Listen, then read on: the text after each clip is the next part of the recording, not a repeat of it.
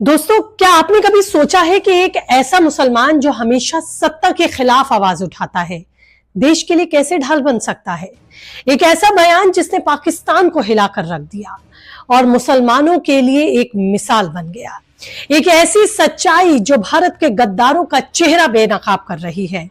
आज मैं बात करने जा रही हूं एक ऐसे शख्स की जिसने पहलगांव हमले के बाद न सिर्फ आतंकवादियों को ललकारा बल्कि पाकिस्तान को खुली चुनौती दे डाली और साथ ही उसने पेश की एक असली मुसलमान की तस्वीर भी।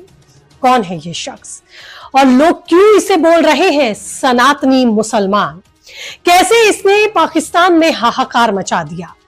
पूरी रिपोर्ट देखिए अंत तक और फिर आप समझ पाएंगे कि आखिरकार ये मसला आज मीडिया में क्यों गूंज रहा है।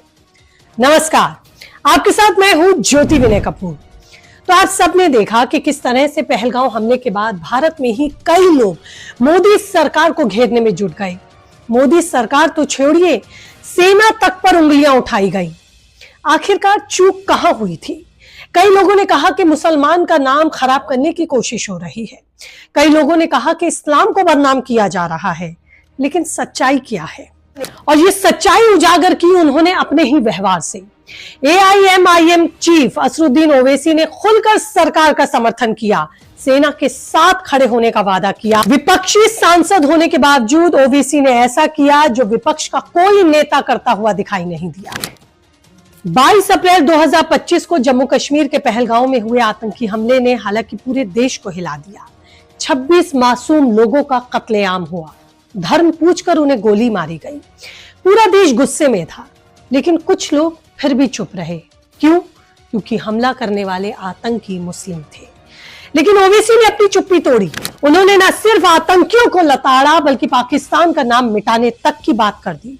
उन्होंने पाकिस्तान के मुसलमानों को भी नसीहत दी कि इस्लाम के नाम पर गुमराह होना बंद कर दो। लश्कर-ए तैयबा चीफ को भी ओवैसी ने कहा कि पाकिस्तान की नाजायज औलाद हो तुम। ये आतंकी भारत के खिलाफ पाकिस्तान की ट्रेनिंग का नतीजा है। दोस्तों, ये कोई छोटी बात नहीं है। ओवैसी जो हमेशा मोदी सरकार के खिलाफ बोलते हैं और जब देश की बात आई तब सबसे आगे खड़े होने वाले मुसलमान दिखे। जी हां, वो सत्ता के साथ न दिखे हों लेकिन देश के साथ साफ तौर पर दिखे।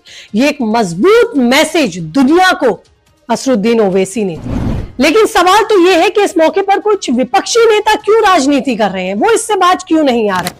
चलिए पर्दे भी मैं आज खोलती हूँ। पहलगांव हमले के बाद कांग्रेस के कुछ नेताओं ने ऐसे बयान दिए जो शर्मसार करने वाले थे। मणिशंकर अय्यर, सैफुद्दीन सोज जैसे नेताओं ने नरम रुख अपनाया। सोच तो ये तक कहने लगे कि अगर पाकिस्तान कह रहा है हमारा हाथ नहीं है तो मान लीजिए। तो दूसरी तरफ ओवैसी ने कहा पाकिस्तान ISI की तरह काम कर रहा है। ये लोग धर्म के नाम पर मासूमों को मारते हैं लेकिन इनका कोई मजहब नहीं। दोस्तों, ये है फर्क। जहां कुछ लोग गद्दारी की हदें पार कर रहे हैं, देश को कमजोर कर रहे हैं, सरकार पर हमला कर रहे हैं, वहीं ओवैसी ने हिंदू मुस्लिम को बांटने वाली राजनीति से उठकर इन पाकिस्तानियों की साजिश को नाकाम किया और साथ ही असली मुसलमान की पहचान स्थापित। और सिर्फ भारत को ही नहीं, ओवैसी ने पाकिस्तान को भी आईना दिखाया। पाकिस्तान पीपल्स पार्टी के बिलावल भुट्टो ने जब खून बहेगा जैसा बयान दिया तो ओवैसी ने बिलावल भुट्टो को भी उनकी मां का कत्ल याद दिलाया। उन्होंने कहा कि तुम्हारी मां को आतंकियों ने मारा था, वो आतंकवाद नहीं था। लेकिन जब हमारी मां बेटियों को बेवा किया जाता है तो वो आतंकवाद नहीं है। तुम इस्लाम के नाम पर लोगों को बांटते हो, जनता को बांटते हो, मस्जिदों पर हमले करवाते हो, तुम एक फेल्ड नेशन हो। ये करारा जवाब दिया असरुद्दीन ओवैसी ने पाकिस्तान को, उसे आईना दिखाया। यह बयान इतना तगड़ा था कि पाकिस्तान में भी हड़कंप मच गया। वहां की जनता भी अपनी सरकार के खिलाफ सड़कों पर उतरी। लोग कह रहे हैं कि भारत से पंगा लेना बंद करो वरना तबाह हो जाओगे। ओवैसी ने साफ कहा पाकिस्तान तुम मलेरिया की गोली तक नहीं बना सकते और भारत से टक्कर लेने चले हो। पाकिस्तान के पास अब एक ही रास्ता है, आतंकवाद खत्म करो वरना भारत तुम्हें खत्म कर देगा। अब मैं बात करती हूँ इस्लाम की, जिस इस्लाम को ही धार बनाकर या बेस बनाकर दुनिया भर में आतंकवाद फैलाया जाता है, फिर जिहाद का नाम लेकर मासूमों का कत्ल किया जाता है। ओवैसी ने साफ किया कि इस्लाम हिंसा नहीं सिखाता। कुरान में कहीं नहीं लिखा कि मासूमों की जान लो। इस्लाम तरक्की, इंसानियत की बात करता है।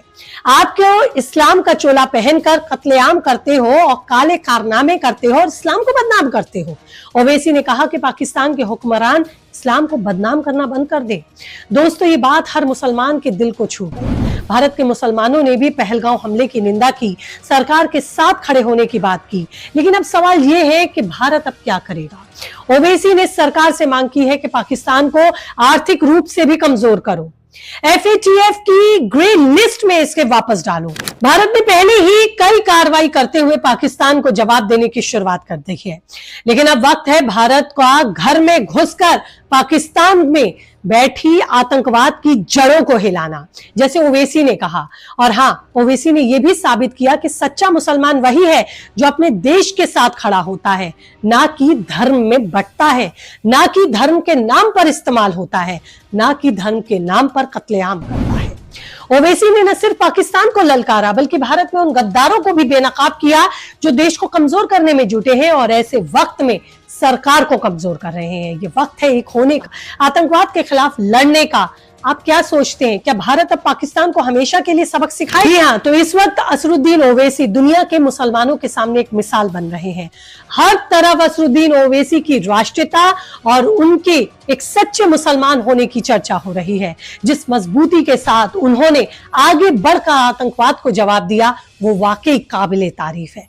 आपको क्या लगता है? आपकी क्या राय है? कीजिए कमेंट। फिलहाल इस तरह की तमाम इंफॉर्मेशन और अपडेट्स के लिए चैनल को लाइक, सब्सक्राइब और फॉलो करना आप भूलेंगे।